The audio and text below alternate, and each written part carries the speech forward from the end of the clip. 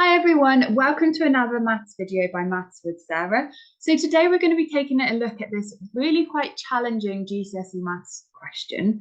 It's pretty much the last question on paper one from a GCSE Maths paper. So it is a non-calculator question, which might surprise you given that it's clearly a trigonometry question involved. So we're also going to be using exact trig values. We're going to be using various cosine area rules. There's no right angle. It's all a bit of a mess. There's a lot going on in this question. Very complicated. But hopefully, by working through it step by step, you should be able to realise that in actual fact, there's nothing that people can't do. Assuming that you know the cosine rule and the area rule, there's really nothing that you can't do here. So let's have a look at this question. What I encourage you to do with all of these videos is to pause the video around about now, have a think about how you would do it, whether or not you can do it fully, whether or not you can just have a think about what methods you would use, whether or not you're thinking, I can't even give this one a try. Give it a think, have 2 minutes to think, and then come back to the video and I'll talk you through it. Okay, so the information that we've been given this triangle. The first thing to note is that we don't have a right angle, and that means that we can't use standard trigonometry. So hopefully that should have been one of the first things on your mind. If there's no right angle, we can't use normal trigonometry, we can't use Pythagoras. Second thing to note is that we've got quite a lot of unknowns. We've got only one length, we've got 2 unknown lengths, and we've only got one angle, which again makes this quite difficult to start with because we've just not got a lot of information to go with. One thing we have been given in the question, though, is the area of the triangle. So hopefully, because we've been given the area over here, that should be starting to make some connections, thinking that we're probably going to have to use the area rule. So if we take a look at the area rule, I've written it down over here just so we can have a look through it together. And we know that the area is half AB sine C, and this is the rule that you use if the triangle doesn't have a right angle. So the normal half base times height doesn't apply if we've not got a right angle. So instead, we have to use this area rule. Now, the important thing about the area rule is that we have to make sure that we label the sides correctly. So it's always easiest because we've only got one angle, it's easiest if we start with the angle. So we know that this angle here has to be C. That means that the side that's opposite that needs to be little c. And then in terms of labeling the other 2 sides, it doesn't actually matter which way round we put them. We can have this one as A or that one as A. It doesn't actually matter. Those either way round. The really important one is making sure that we have the angle that we want to use as C, and then either of these 2 can be A and B. It doesn't matter. The important thing, another really important thing with this is that the angle is always opposite the side which has the same name, so that these are both C, and then this will be angle A and angle B if we need them. Okay, so let's take a look at the area rule. We know the area of the triangle is 25 root 3. And we know that that is equal to half times by A, which is X, times by B, which is 20, times by sine C. Now, this is a non-calculator paper. See, if it was a calculator paper, this wouldn't be too difficult because you could put it in your calculator. But this is not a calculator paper, which means we're going to have to use exact trig values. So we know that we need sine of 60. So the way that I always do this, because as I think I've said before, I have a hopeless memory and cannot remember the exact trig values if you paid me. So the way I always do it is by drawing out this equilateral triangle, which has sort of fallen off the page a little bit, but we draw out an equilateral triangle. That means that each of the angles is 60 degrees. And then we cut the triangle in half. That then means that this top angle, rather than the full angle being 60, we've cut it in half. So this half of the angle will be 30 degrees. And then we've cut it down the middle so that this forms a right angle. Each of the sides are 2 centimeters in length. This one, of course, this bottom one we've kind of cut in half. So this part here will just be 1 centimeter. And then if we use Pythagoras, we can work out that this center line will be root 3. So if you're struggling to follow what I'm doing with this triangle, I would advise you to check out one of my other videos, and I've also got a couple of posters on Instagram and Twitter as well. So if you're slightly struggling with this, I'm not going to go through it in any more detail in this video, but I've tagged the other video that explains exact trig values, and also I've got posters on it as well. Okay, so from this we can then go and work out what sine of 60 is. So sine of 60 is the opposite. So in this case, the opposite is this one here over the hypotenuse. So we can now write down sine of 60 is root 3 over 2.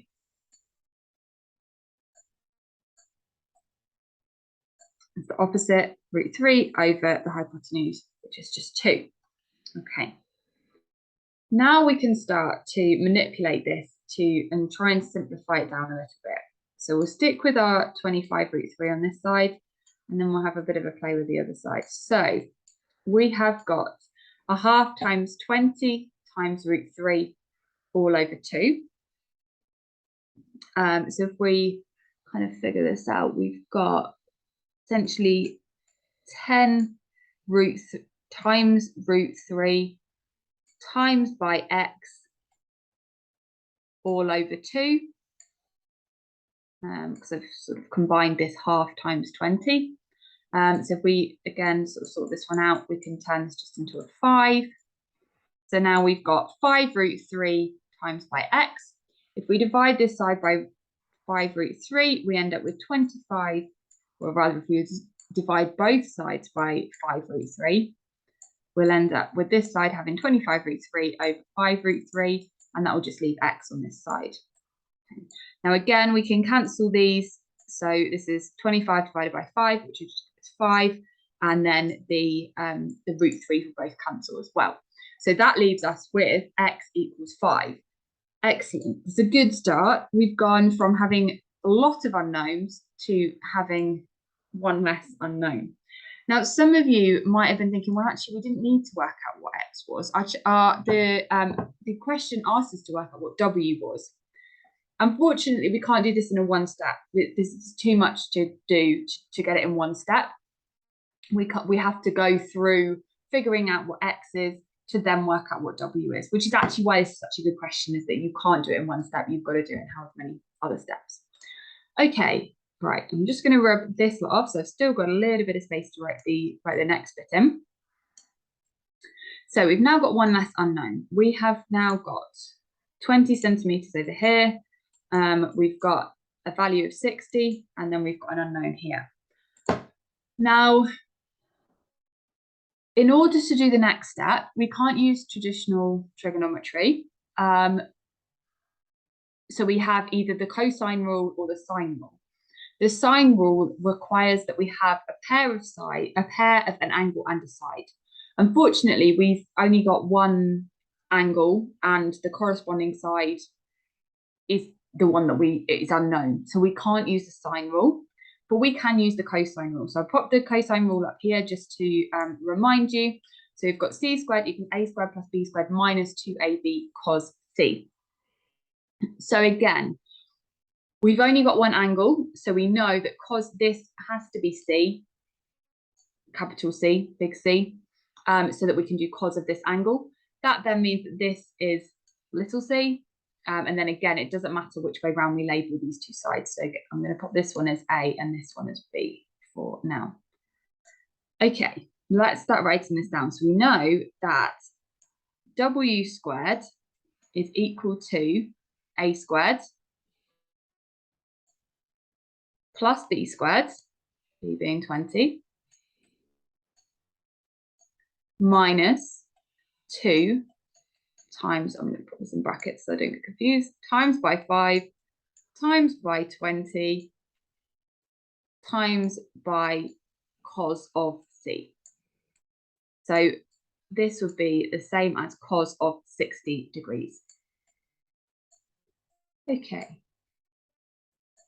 Right, let's try and figure some of this lot out. So we can rewrite this as we've got w squared is 25 plus, this is to be 25, 20 times 20 is 400. So in total, these two are going to equal 425.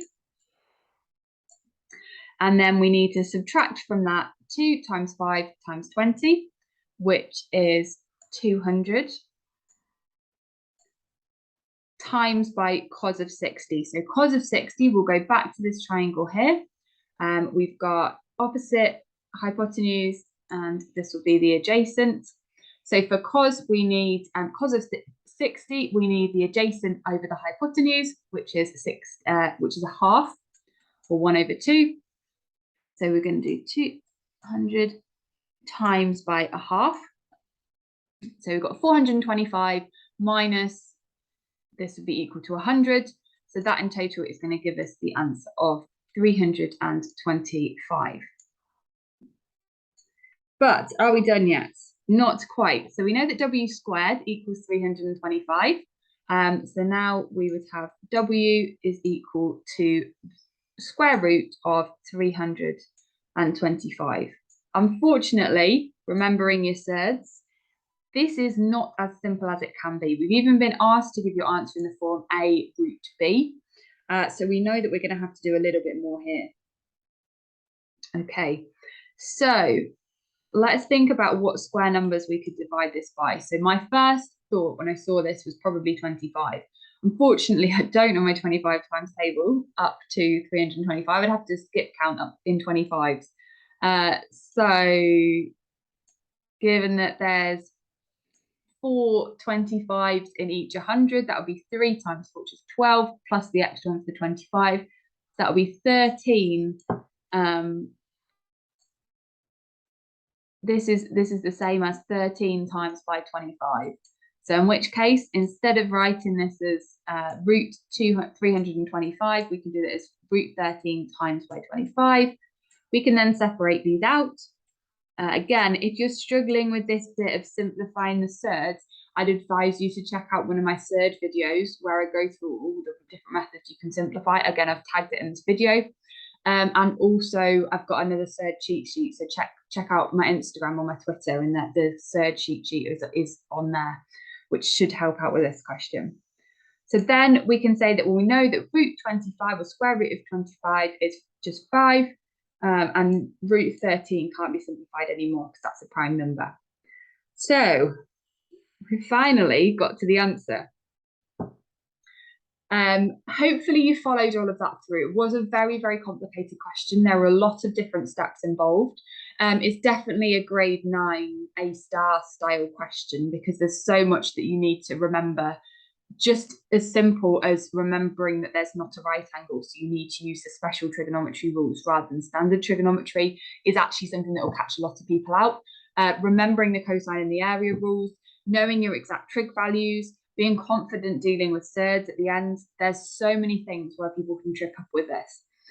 So hopefully you found that really useful. As I said before, if there were any bits of this that you were struggling with, I have got other videos on surds and on exact trig values. I've also got some more on using the cosine, area and sine rules. So again, like I'll attach all those videos to this. I'll tag all those videos in this one. So hopefully there'll be something to help you out. I've got another challenge video coming out next week. So make sure you check that out. And if you'd like and subscribe to the channel, that would be brilliant. Thanks for watching.